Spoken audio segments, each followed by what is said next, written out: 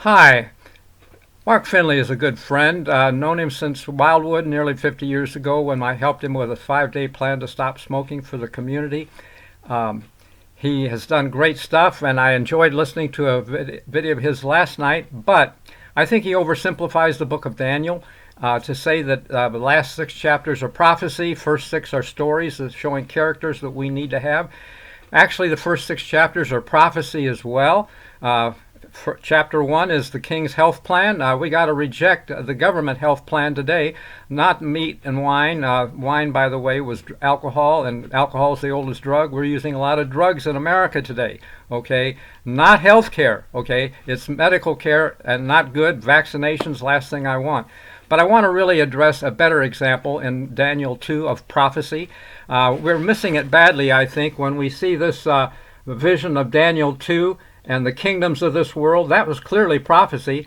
But the thing that we're missing is this stone right here is not the second coming. 5 clues from the book of Daniel. Give me just a couple, 3 minutes to suggest how. It says in verse 44, in the days of these kings shall the God of heaven set up a kingdom.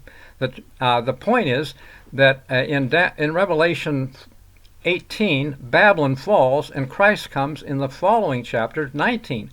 There are no kings standing. Babylon has fallen, the kings have fallen, and when Christ comes. So in the days of these kings shall the God of heaven set up a kingdom. It's a different event.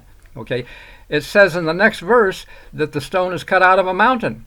And the only use of mountain in Daniel is Jerusalem, my holy mountain. It's God's people. The stone is cut out from among them. It's about the 144,000. The 144,000 are virgins, it says in Revelation 14:4, and they must be the wise virgins that get into the wedding, in the wedding parables.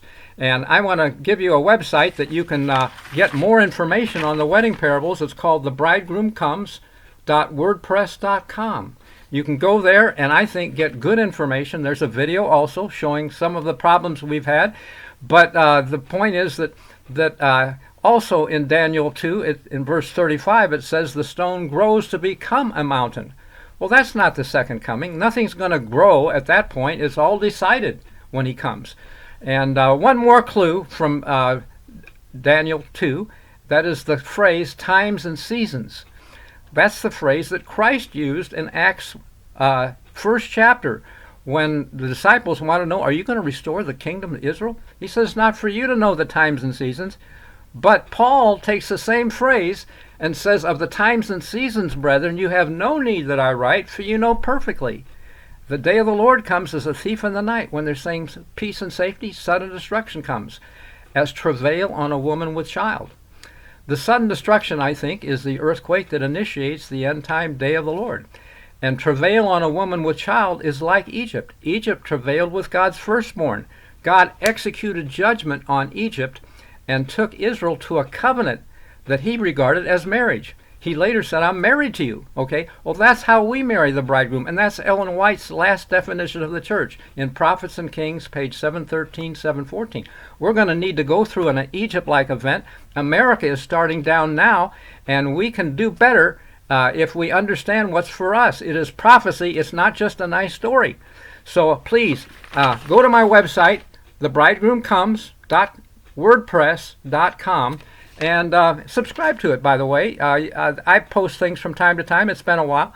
But God bless you with a better understanding, because if we don't think it's for us, we won't be there, and we won't be part of the 144,000 that get to live till Christ comes.